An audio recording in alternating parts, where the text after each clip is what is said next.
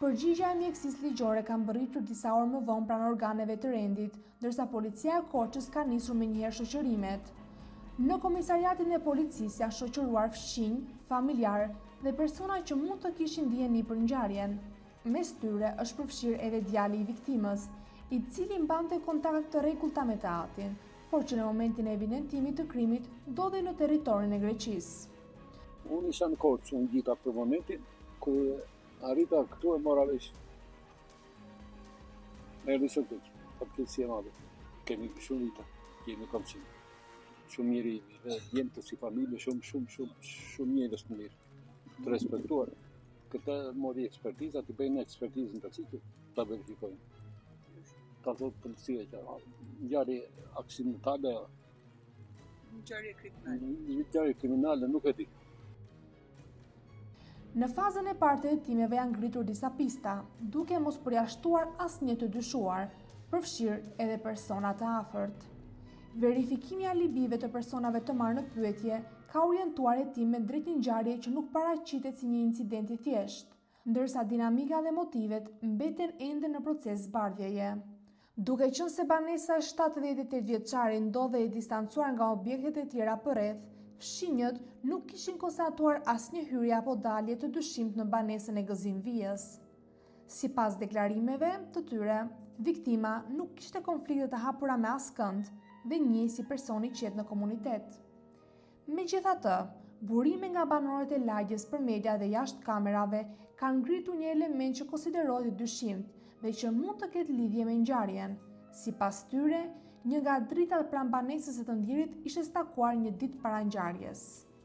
Ende nuk dihet arsyeja apo nëse ky veprim ka qenë i qëllimshëm, por fakti që zona ka mbetur pa ndritësim gjatë natës ka shtuar dyshimet për një përgatitje paraprake të mundshme. Banorët theksojnë gjithashtu se lagja kishte qenë objekti disa vjedhjeve më parë, ku në disa raste ishin marrë sende apo edhe bagëti. Ky precedent ka orientuar hetimet drejt pistës së një vjedhje të mundshme. Megjithatë, nga këqyrja e banesës së viktimës rezulton se nuk mungonin sende me vlerë, edhe portofoli i 78 vjeçarit është gjetur i paprekur brenda banesës. Një tjetër element që ka tërhequr vëmendjen e hetuesve është fakti se dera e banesës ishte e kyçur nga brenda. Sipas informacioneve të siguruara nga grupi hetimor, një nga pistat kryesore mbetet ajo e një vjedhje të mbetur në tentativë me pasojë vdekjen. Kjo hipotezë mbështetet në faktin se ndonse dyshohet për hyrje në banesë, nuk rezulton të jetë marrë asgjë prej saj. Dyshimet paraprake janë se autori apo autorët ende të pa identifikuar mund të kenë hyrë në banesë me qëllim vjedhjen, por janë përballur me të moshuarin. Në këto rrethana, ai është goditur në kokë me synim neutralizimin dhe shmangjen e identifikimit. Më pas, dyshohet se autorët janë larguar nga dritarja, duke tentuar që ngjarja të dukej si aksidentale, ndërsa dera e banesës ka mbetur e kyçur. Deri në këtë fazë të hetimeve nuk është përcaktuar ende nëse kemi të bëjmë me një apo më shumë autor, si dhe nuk është saktësuar koha e saktë e kryerjes së krimit. Nga analiza paraprake e dinamikës së ngjarjes, rezulton se personi ose personat e përfshirë mund të kenë pasur njohje të mirë të zonës, duke përfituar nga struktura e lagjes e cila lidhet me dy rrugë kryesore dhe mungesa e kamerave të sigurisë në banesat përreth. Në vijim të hetimeve, policia e Korçës ka sekuestruar më datë 3 prill pamje nga kamera sigurie të vendosura në disa subjekte dhe banesa përgjatë rrugëve kryesore, në një distancë nga vendi ku regjistrua krimi. Pamjet po analizohen në detaje me fokus identifikimin e çdo lëvizjeje të dyshimt në intervalin kohor pranë ngjarjes, si dhe për të gjurmuar hyrjet edhe daljet në fshat. Për momentin, për organet e policisë mbetet e paqartë nëse autori i ngjarjes është banor i zonës apo një person i ardhur nga jashtë fshatit, ndërsa hetimet vijojnë në disa drejtime për të përcaktuar identitetin e autorit dhe motivin e saktë të krimit. Rreth orës 10:30 të datës 3 prill 2026, policia shkencore është rikthyer sërish në vend ngjarje, duke thelluar veprimet hetimore në ditën e dytë pas zbulimit të krimit. Në këtë fazë, fokusi i grupit hetimor nuk ka qenë më vetëm ambienti i brendshëm i banesës, por është zgjeruar edhe në hapësirat përreth saj. Në vijim të informacionit paraprak të dhëndje për shtetasin GMV, 78 vjeç, i cili u gjeti pa jetë në banesën e tij në fshatin Bullgarec, Korç, bëj me dije se grupi hetimor në ndërtimin e prokurorisë kreu një sër veprimesh hetimore. Nga këshyllja e trupit pa jetë, rezultoi se kishte dëmtime në kokë. Grupi hetimor në drejtimin e prokurorisë po vijon punën intensive për zbardhjen dhe dokumentimin e plot ligjor të këtij rasti. Kërkimet janë përshëndruar në oborrin e banesës, si dhe në automjetin e viktimës i cili ndodhej i parkuar përballë portës së shtëpisë.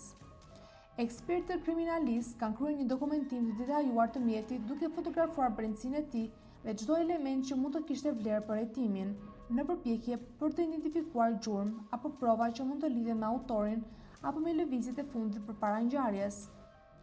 Paralelisht, në oborrin e banesës janë kryer gërmime të kontrolluara, me qëllim verifikimin e mundësisë që sendet e caktuara të jenë fshehur apo groposur. Ky veprim hetimor lidhet me dyshimet se autori mund të kenë tentuar të fshinë gjurmët apo të largojnë prova materiale nga vendi i ngjarjes. Nga këto veprime janë siguruar prova të reja, të cilat janë bashkuar dosjes hetimore, megjithatë, deri në këtë fazë nuk bëhet e ditur në mënyrë të detajuar se çfarë konkretisht është administruar nga policia gjatë këtij kontrolli të dytë në banesë dhe në ambientet përreth saj. Ngjarja e ndodhur në Bullgarec mbetet ende një enigme hapur për hetuesit, ndërsa çdo detaj i mbledhur deri tani duket se më shumë shton pikpyetje se sa jep përgjigje të sakta. Dinamika e krimit, mënyra e hyrjes dhe daljes nga banesa, si dhe fakti që nuk rezultojnë sende të vjedhura, e bëjnë këtë rast të dalë nga skema tipike të një grabitje të zakonshme. Hetimet janë përshëndruar në disa drejtime, por deri në këtë fazë mbeten të paqarta elementë thelbësor të ngjarjes.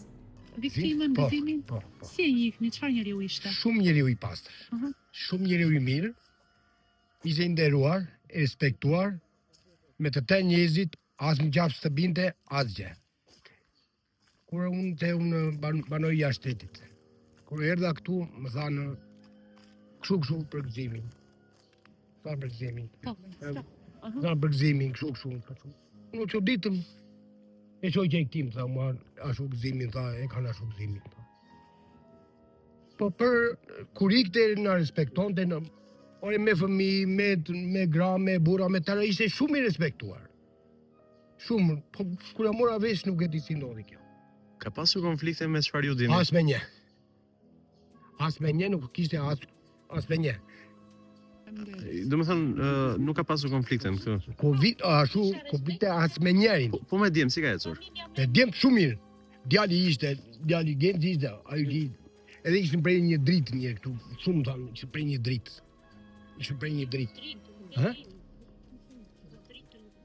Kështu thanë, ishte prej një dritë, kështu nga tha.